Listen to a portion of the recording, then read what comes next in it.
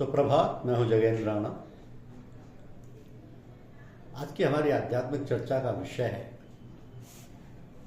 सत्य साधना। सत्य साधना। धर्म के विषय में लोगों के अंदर भिन्न भिन्न प्रकार की धारणा है, परंतु बहुत कम लोग हैं जो धर्म को समझते हैं कि धर्म क्या है। धर्म मानव मात्र के कल्याण के लिए है। इसमें देश, जाति, संप्रदाय और मजहब का कोई तात्पर्य नहीं। धर्म पर चलने से मनुष्य के शरीर, मन और आत्मा का विकास होता है। कोई ईश्वर, परमेश्वर, आत्मा को माने या ना माने, किंतु उसके लिए भी धर्म का पालन अनिवार्य है। आप सोचें, समझें और धैर्यपूर्वक विचार करें, मनन करें और उस पर अमल करें। व्यावहारिक जीवन में उसको उतारें, अमल में लाएं, फिर देखें कि क्या प्रभाव होता है आपके दिल, दिमाग पर और शरीर पर। तो धर्म के माने हैं जो धारण किया जाए। क्या धर्म कोई वस्त्र है जो धारण किया जाए या पहना जाए? तो धारण करने का तात्पर्य है उसको अपने जीवन में उतारना। धारण करने का तात्पर्य है उसको अपने जीवन में उतारना, व्यवहार में लाना, उस पर अमल करना, अपनी रहनी सहनी और कथनी को उसके अनुसार ढालना, बनाना। तो धारण कैसे किया जाता है कि धृति, क्षमा, दमोस्तेज, शौचमिंद्रिय निग्रह, धीर, विद्या, सत्यम, क्रोधो, दर्शकम धर्म लक्षण। ये धर्म के 10 लक्षण बताए गए हैं। मतलब है कि इन 10 बातों को अपने विचार और आचार में लाना है, उन पर अमल करना। तो मनुष्य जीवन को उसी प्रकार बनाना।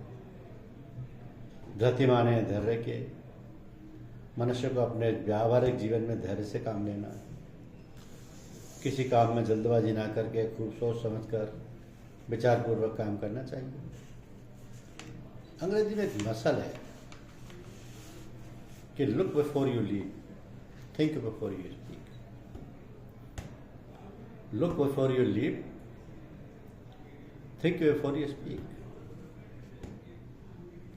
दूसरा, क्षमा। क्षमा माने माफ करना। किसी से कोई अनुचित काम हो जाए, गलती हो जाए तो उसको माफ करना। आप में इतनी क्षमता होनी चाहिए कि किसी से कोई गलत काम बिगड़ जाए तो उसको माफ कर दें, क्योंकि आप में ऐसी शक्ति है। तीसरा है दम। अपनी इंद्रियों का दमन करना, उन पर अनुशासन करना। अस्तेय है चौथा। अस्तेय माने चोरी ना करना। किसी की चीज में से उसकी अनुमति के बिना ना लेना। यदि बिना आज्ञा, बिना पूछे लेंगे तो चोरी कहा जाएगा। 5वां है शौच।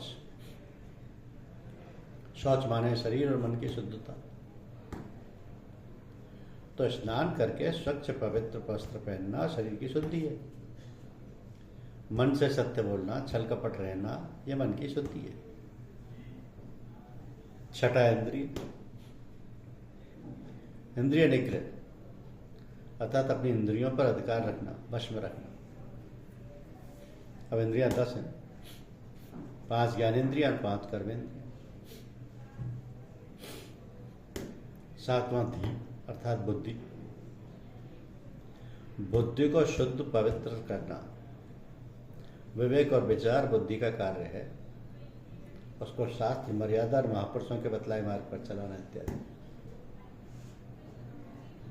8वां है विद्या। शास्त्रीय और धर्म की बातों का ज्ञान हो। तो व्यावहारिक जीवन का ज्ञान और उस पर चलना। सत्य 9वां लक्षण है। जो सुना, देखा, पढ़ा है, जाना, समझा है, उसको वैसा ही कह देना सत्य है। कोई बात बिना बनावट के कह देना सत्य है। तो धर्म का अंतिम और 10वां लक्षण है क्रोध। अर्थात क्रोध न करना, गुस्सा न करना। लड़के बच्चे अपने से छोटे कोई कार्य बिगाड़ दें, गलती करें तो उनको क्षमा कर देना, अर्थात गुस्सा न करना। इस प्रकार ये धर्म के 10 लक्षण हैं और इन पर चलकर मनुष्य अपना तथा परिवार, समाज, देश और संसार तथा प्राणी मात्र का कल्याण कर सकता है। ऊपर जो धर्म के 10 लक्षण बताए गए हैं उनमें किसी संप्रदाय या किसी देश जाति से कोई मतलब नहीं है। ये तो सभी बात है व्यावहारिक जीवन में लाने की, उस पर अमल करने की, जिससे मनुष्य मात्र सब प्रकार की उन्नति करता हुआ अपने जीवन को उच्च बना सकता है और प्राणी मात्र से प्रेम, दया करते हुए जीवन को सार्वभौम बना सकता है। और जो भक्त हैं, आस्तिक हैं, वो भी, और जो नास्तिक हैं वो भी इन पर अमल कर सकते हैं। इस प्रकार ये धर्म धारण करने योग्य एक विशिष्ट प्रकार का कलात्मक प्रयोग है जो जीवन की गतिविधियों को मर्यादित करते हुए जीवन को सफल बना सकता है। अब मनुष्य को मनुष्यता प्राप्त करने के लिए, पूर्ण मनुष्य बनने के लिए आवश्यक है कि वो सत्य प्रतिष्ठ बने। इसके लिए उसे मन, वचन व कर्म से सत्य का पालन करना चाहिए। तो हमारे सद्विचार हों, सद्भावना हो, सत्य संकल्प हो, हम वाणी से सत्य वचन बोलें, जैसी बात सुनी हो, देखी हो, पढ़ी हो वैसी ही बोलें, उसमें तनिक भी अपनी ओर से मिलावट ना हो। तो अध्यात्म पथ के पथिक के लिए सत्य की साधना अत्यंत आवश्यक है। इसमें ना कहीं आना, ना कहीं जाना और ना किसी से पूछना है, केवल सत्य का प्रयोग करना है।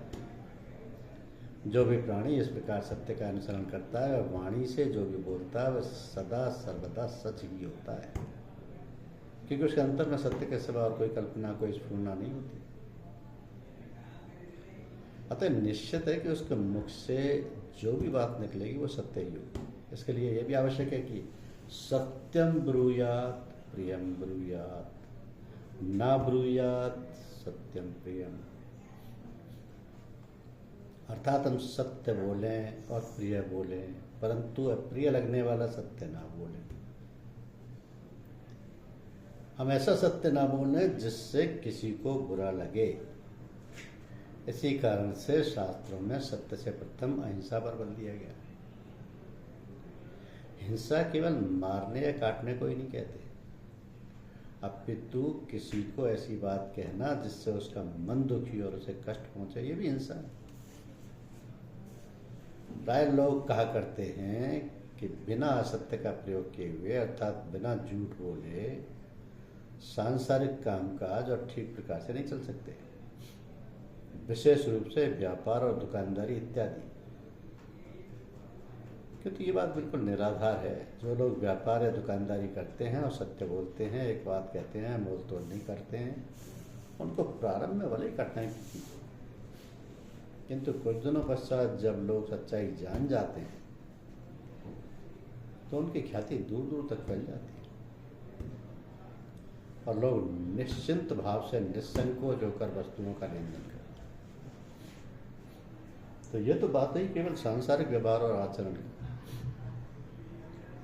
आध्यात्म पथ में भी इसका बहुत दूरगामी परिणाम होता है। सत्य व्रत का पालन करने से हमारे अंतर में सत्वगुण का प्रवाह होता है और हमारे द्वारा अनैतिक आचरण कभी नहीं हो सकता। जो मनुष्य सत्यव्रतधारी होता है, सदाचारी होता है, वो समाज में प्रतिष्ठित होता है और सभी लोग उसको पूज्य दृष्टि से देखते हैं। तो ऐसी अवस्था में जो सत्यव्रत का साधक है उसको बहुत सावधान रहने की आवश्यकता है कि उसके अंतर में अहम भावना पैदा हो जाए। सत्यव्रत का पालन करने से सारे सद्गुणों के अंतर में प्राकट्य होने लगता है और मनुष्य शनैः शनैः एक दिन आत्म प्रतिष्ठित हो जाता है, वह आत्मपद प्राप्त कर लेता है। ये साधना कठिन अवश्य है, किंतु आचरण तथा व्यवहार में लाते लाते बड़ी सरलता से सिद्धि को प्राप्त कर लेता है। सिद्धि का प्रथम सोपान है मनुष्यत्व, फिर देवत्व, देवत्व से ईश्वरत्व, तत्पश्चात ब्रह्मत्व और परब्रह्म की प्राप्ति। फिर से सुनिए, सिद्धि का प्रथम सोपान है मनुष्यत्व, फिर देवत्व, फिर ईश्वरत्व, तत्पश्चात ब्रह्मत्व और फिर परब्रह्म की प्राप्ति। तो मनुष्य बनेंगे पहले, फिर देव बन पाएंगे, देव से ईश्वर बन पाएंगे, ईश्वर से ब्रह्म और तत्पश्चात परब्रह्म। तो पूजा का एक रूप कर्म भी है। कर्म का अर्थ है कार्य करना, और कार्य वो करना जो हमारा कर्तव्य था। नौकरी पेशा लोगों के लिए नौकरी, स्त्रियों के घर का कार्य, और बच्चों बूढ़ों की सेवा, खाना बनाना आदि। इस प्रकार कर्म करना एक बात है, और पूर्ण रूप से उसे निभाना दूसरी बात है। जब कार्य पूजा की भावना से कर्तव्य धर्म की भांति किया जाता है, तब वह मानव को ऊर्ध्वोन्मुखी दिव्यता प्रदान करता है। जिसको अपने ऑफिस का काम करना, उसके लिए आवश्यक है कि वो सही समय पर अपने कार्य पर जाकर उसे कार्य को अपनी जानकारी में सही रूप से निष्ठापूर्वक करे। ऐसा होने पर वो ये कहलाने लायक होगा कि वह अपने पसीने की कमाई खाता है। ड्यूटी करने में कोई हीला वाला नहीं करना चाहिए, अन्यथा कर्म पूजा ना बनकर अरुचिकर बोझ बन जाएगा और मानव उससे बचने एवं भागने की कोशिश करेगा। इसलिए स्त्रियों की पूजा सरल है। जो घर का काम काज है, बच्चों का पालन पोषण है, बड़े बूढ़ों की देख रेख है, यदि वो अपने पूरे ध्यान व अपनी पूरी जिम्मेदारी से करती रहे तो उससे बढ़कर उसके लिए कोई पूजा नहीं। इसलिए कहा गया है कि उनका पति ही परमेश्वर है, क्योंकि पति की सेवा शुश्रूषा से बढ़कर स्त्री के लिए और कोई धर्म नहीं। इसलिए कि जब पति लीन है गुरु में और गुरु लीन है परमेश्वर में, तो जब पत्नी अपने पतिदेव के प्रति ध्यान व लगन से अपने कर्तव्य का पालन करेगी, तब उसे बिना किसी प्रयास के सब कुछ प्राप्त होता रहेगा।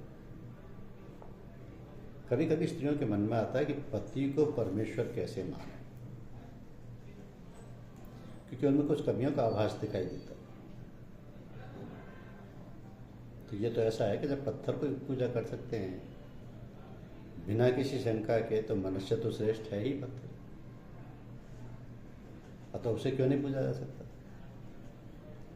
पति पत्नी का संबंध तो मित्रों का संबंध है, तो क्या मित्रता में प्रेम नहीं होता। वस्तुतः प्रेम ही पूजा है। सब कार्य उसी के प्रेम रस में डूबकर करना ही पूजा एक का एक रूप है। तो कहने का मतलब ये कि कर्म से बढ़कर कोई पूजा नहीं, केवल दृढ़ प्रतिज्ञा के बाद से सब कुछ ठीक हो जाता। मीराबाई प्रेम करती थी कृष्ण से, और जहर का प्याला भी उनके लिए अमृत बन गया, क्योंकि उन्हें विश्वास था अपने प्रेम की सत्यता में। इसलिए यदि स्त्री अपने प्रेम में दृढ़ है तो पति स्वयं उसकी ओर खिंच जाएगा, और यदि कुछ प्रतिकूल परिस्थितियां भी हैं तो अंत में सब कुछ रास्ते पर आ जाएगा। केवल श्रद्धा और दृढ़ विश्वास की आवश्यकता है। इसलिए जीवन शांति और प्रेम के साथ चले। इस हेतु स्त्रियों को पति में श्रद्धा व विश्वास जगाना चाहिए। वह तो जीवन साथी है दूसरे के, और कोई अलगाव भी तो नहीं। और जब एकत्व की भावना है तब यही ईश्वर में समाहित हो जाना। जब ईश्वर में समाहित होने की दशा प्राप्त हो गई, तब परमानंद की अनुभूति अपने आप होने लगती है। यही पूजा का रूप है। पूजा का मतलब भी तो यही है कि मन को पूर्ण शांति की प्रतीति हो, प्रभु प्राप्ति के अलग अलग रास्ते हैं, उनमें से एक रास्ता ये है।